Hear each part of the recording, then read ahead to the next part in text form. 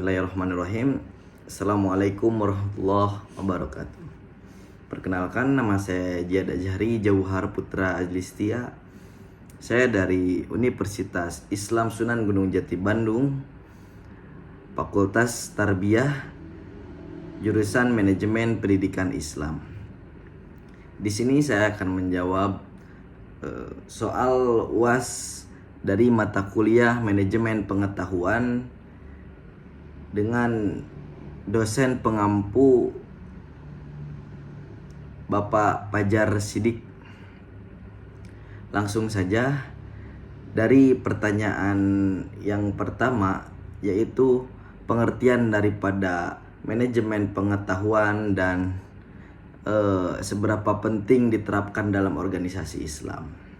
Nah, manajemen pengetahuan atau knowledge management adalah proses yang sistematis dan terorganisir untuk menciptakan dan mengumpulkan, mendokumentasikan, menyebarluaskan, serta menerapkan pengetahuan dalam suatu organisasi agar tujuan organisasi tercapai secara efektif dan efisien.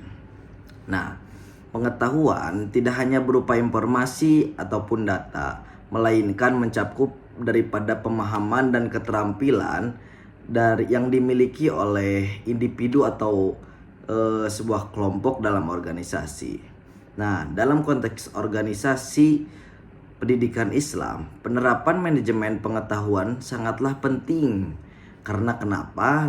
Lembaga-lembaga tersebut mempunyai tanggung jawab besar untuk melestarikan dan mengembangkan dan menyebarluaskan ilmu-ilmu agama yang ilmu-ilmu agama serta nilai-nilai luhur Islam kepada generasi muda. Nah, selain itu, manajemen pengetahuan membantu lembaga pendidikan Islam beradaptasi dengan perubahan zaman dan juga meningkatkan kualitas pengajaran serta mempermudah pengembalian keputusan berbasis ilmu yang akurat. Dan selain daripada itu, manajemen pengetahuan ini sangat penting diterapkan di organisasi atau di suatu lembaga pendidikan Islam. Karena daripada poin-poin yang tadi, manajemen pengetahuan juga supaya di dalam menjalankan suatu lembaga tersebut itu bisa tujuannya tercapai daripada tadi pengertiannya, yaitu secara efisien dan efektif, seperti itu. Oke, selanjutnya saya akan menjawab pertanyaan dari soal UAS yang kedua, yaitu perbedaan tacit knowledge dan explicit knowledge serta contoh dalam dunia keislaman. Nah, pengetahuan yang ada dalam suatu organisasi atau komunitas dapat dibedakan menjadi dua jenis utama, yaitu tacit knowledge dan explicit knowledge. Nah, tacit knowledge ini adalah pengetahuan yang bersifat personal atau intuitif dan sulit diekspresikan secara formal. Pengetahuan ini biasanya diperoleh secara pengalaman, keterampilan, dan pembelajaran seumur hidup yang melekat dalam diri seseorang.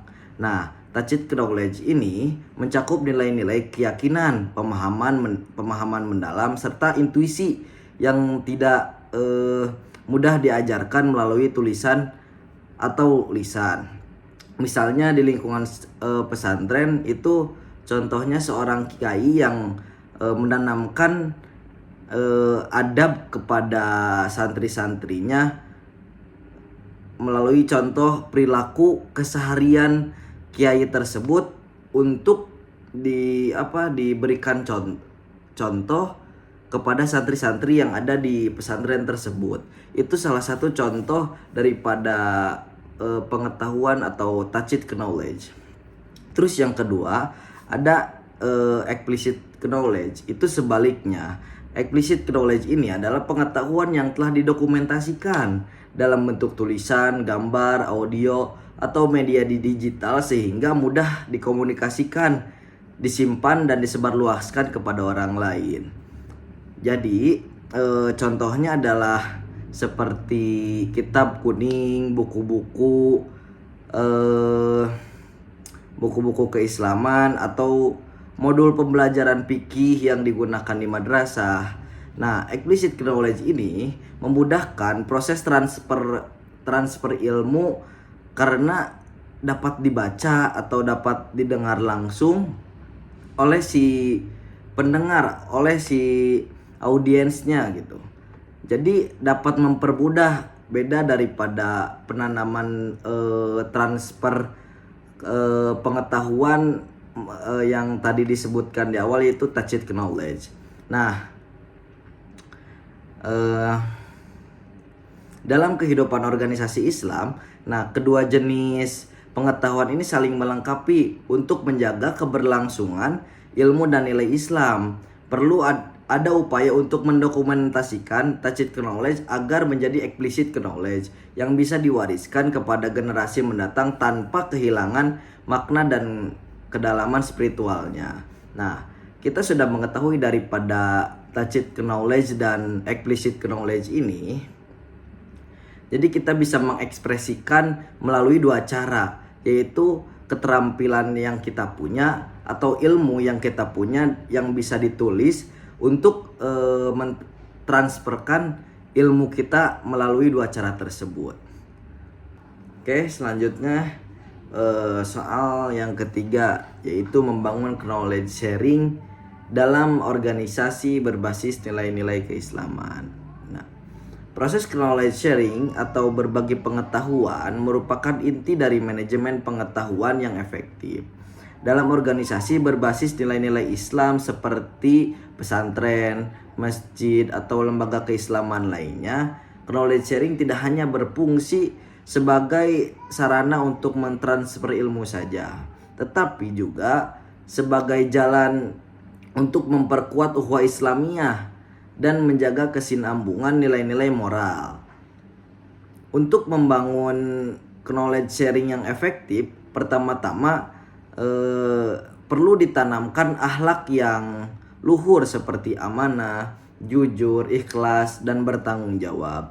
Ketika individu sudah memiliki akhlak kerja yang baik, mereka akan terdorong untuk membagikan pengetahuan demi kemaslahatan bersama, bukan hanya tergerak membagikan transfer atau mentransfer ilmu hanya ada kepentingan pribadi saja.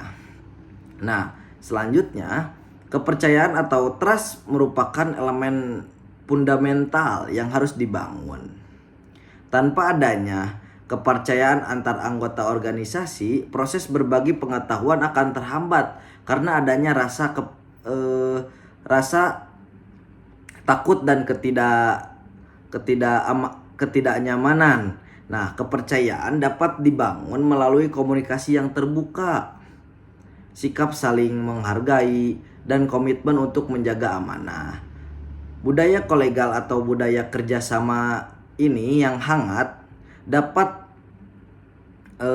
penuh empati juga dikembangkan agar setiap individu merasa diterima, dihargai, termotivasi untuk berbagi ide, gagasan maupun pengalaman.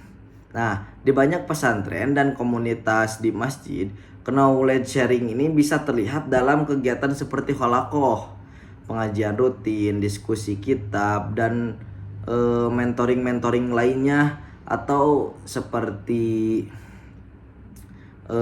mentoring antara senior dan junior. Ketika halak sudah bekerja, trust dan budaya kolegial terwujud, knowledge sharing tidak hanya menjadi rutinitas administratif, tetapi juga menjadi amal ibadah yang membawa manfaat dunia dan akhirat. Jadi maksud daripada kita mentransferkan ilmu kita itu bukan hanya untuk gaya-gayaan atau emang hanya untuk terpandang oleh orang lain, tapi niatkan dengan baik bahwasanya kita secara ikhlas untuk menjalin ukhuwah Islamiyah tadi gitu. Bukan hanya untuk ingin dipuji atau emang ingin terlihat bahwasanya kita bisa atau apapun itu. Oke, selanjutnya saya akan menjawab pertanyaan keempat, yaitu tahapan apa saja dan dalam siklus manajemen pengetahuan, dan tahapan apa yang menurut saya paling krusial. Oke, siklus manajemen pengetahuan terdiri dari 5 tahapan utama yang saling berkaitan dan membentuk satu kesatuan yang utuh. Nah, tahapan yang pertama yaitu knowledge creation, yaitu penciptaan pengetahuan baru melalui pembelajaran, penelitian, maupun inovasi. Tahapan yang kedua yaitu ada knowledge capture, yaitu proses menangkap dan mendokumentasikan pengetahuan agar tidak hilang dan tidak terlupakan, yaitu proses di mana knowledge ini ditulis atau emang didokumentasikan agar si pengetahuan ini tidak hilang. Terus yang ketiga yaitu ada knowledge sharing, yaitu berbagi pengetahuan kepada pihak lain agar manfaatnya bisa dirasakan oleh seluruh anggota organisasi. Nah, knowledge sharing ini yang mana tadi sudah dijelaskan di soal-soal sebelumnya, bahwasanya knowledge sharing ini adalah di mana proses transfer ilmu dari individu atau kelompok agar si pengetahuan ini bisa dirasakan oleh semua sumber daya yang ada di organisasi tersebut. Nah, tahapan keempat yaitu ada knowledge application, yaitu penerapan pengetahuan dalam praktek sehari-hari untuk meningkatkan kinerja dan menyelesaikan masalah. Nah, di mana pengetahuan ini dipraktikkan sehari-hari untuk meningkatkan kinerja daripada suatu organisasi tersebut dan bisa juga untuk menyelesaikan suatu permasalahan. Nah, tahapan yang terakhir, tahapan yang kelima adalah knowledge retention, yaitu upaya menjaga dan memelihara pengetahuan agar tetap relevan dan tidak punah seiring berjalannya waktu. Nah, pengetahuan ini di mana pengetahuan ini dijaga dan dipelihara agar terus relevan dan tidak punah seiring berjalannya waktu dalam suatu organisasi tersebut. Nah, daripada soal tadi yaitu apa sih tahapan yang paling krusial menurut saya? Nah, tahapan yang paling krusial menurut saya itu ada di tahapan knowledge sharing. Karena kenapa? Knowledge sharing ini di mana tahapan yang paling krusial dalam siklus ini. Tanpa adanya proses berbagi pengetahuan, ilmu yang sudah diciptakan bisa punah gitu, karena tidak ada di dalam suatu organisasi tersebut proses transfer ilmu yang mana ilmu tersebut bisa dijaga oleh individu-individu atau kelompok-kelompok lain gitu. Nah, sebagai contohnya di sebuah pondok pesantren ilmu yang diperoleh santri senior harus dibagikan kepada santri yang baru melalui pengajian, halaqah, atau praktek langsung agar nilai-nilai Islam tetap hidup dan berkembang. Nah, tanpa knowledge sharing, pesantren hanya akan menjadi gudang ilmu yang tidak bernyawa. Oleh karena itu, membangun budaya berbagi ilmu merupakan kunci keberhasilan siklus manajemen pengetahuan dan organisasi keagamaan. Karena di sini saya menyebutkan bahwasanya knowledge sharing ini adalah suatu siklus yang paling krusial. Karena itu dia bahwasanya sangat penting gitu di dalam suatu organisasi, apalagi di dalam suatu lembaga keislaman, bahwasanya di dalamnya harus ada yang namanya knowledge sharing, yaitu berbagi ilmu supaya untuk menjaga dan meningkatkan lembaga tersebut. Oke, di sini saya akan menjawab pertanyaan yang kelima atau soal yang kelima, yaitu peran teknologi informasi dalam manajemen pengetahuan dan apa tantangannya. Nah, teknologi informasi memiliki peran yang sangat penting atau sangat besar untuk mendukung sistem manajemen pengetahuan ini. Nah, termasuk dalam berbagai lembaga berbasis keagamaan pun ini sangat diperlukan. Teknologi ini memungkinkan pengetahuan dapat dikumpulkan, disimpan, dan disebarkan, diakses secara cepat dan efisien melalui platform website, sosial media, ataupun aplikasi digital. Ilmu-ilmu keislaman ini bisa dijangkau oleh masyarakat luas. Teknologi juga dapat digunakan untuk membuat perpustakaan digital, forum diskusi, ataupun ada hal-hal keislaman yang lebih jauh dijangkau, lebih mudah gitu. Nah, ataupun ya salah satunya rekaman pengajian yang pengetahuannya dapat diakses lebih mudah dan kapan saja dan oleh siapa saja. Nah, potensi teknologi ini dalam mendukung dakwah dan pendidikan dan kolaborasi antar lembaga pun peluangnya sangat besar gitu. Namun demikian, penggunaan teknologi ini juga menghadapi sejumlah tantangan yang perlu diantisipasi oleh kita. Salah satu tantangannya yaitu adalah kesenjangan digital di kalangan masyarakat gitu. Terutamanya di daerah-daerah terpencil yang mana akses internetnya sangat sulit, di mana memungkinkan bahwasanya masyarakat tersebut sulit untuk menjangkau daripada hasil daripada teknologi ini gitu. Nah, selain itu, literasi digital di kalangan pengajar dan santri juga masih rendah, sehingga pemanfaatan teknologi belum optimal. Ada pula kekhawatiran akan penyalahgunaan teknologi juga untuk hal-hal yang bertentangan dengan nilai-nilai keislaman.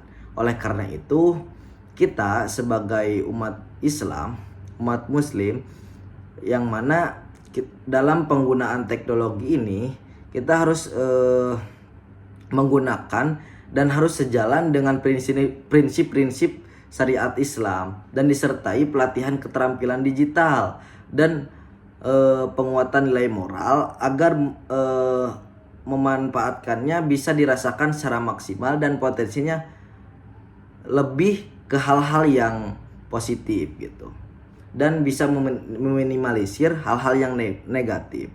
Oleh karena itu, dalam teknologi ini kita bisa suatu peluang yang sangat besar untuk kita yang dijangkau oleh kita tuh bisa mudah. Nah, kita harus bisa lebih memanfaatkan hal ini ke arah-arah yang lebih baik gitu. Dan tidak lupa tadi harus sejalan dengan nilai-nilai dan keimanan kita, supaya tidak melenceng ketika kita menggunakan teknologi tersebut. Oke, terima kasih. Saya Jad Ajhari Jauhar Putra Ajistia yang mana telah menyelesaikan jawaban atau soal UAS yang telah diberikan oleh dosen pengampu dalam mata kuliah manajemen pengetahuan. Semoga bisa mendapatkan hasil yang baik. Oke, terima kasih. Wabillahi taufiq wal hidayah. Wassalamualaikum warahmatullahi wabarakatuh.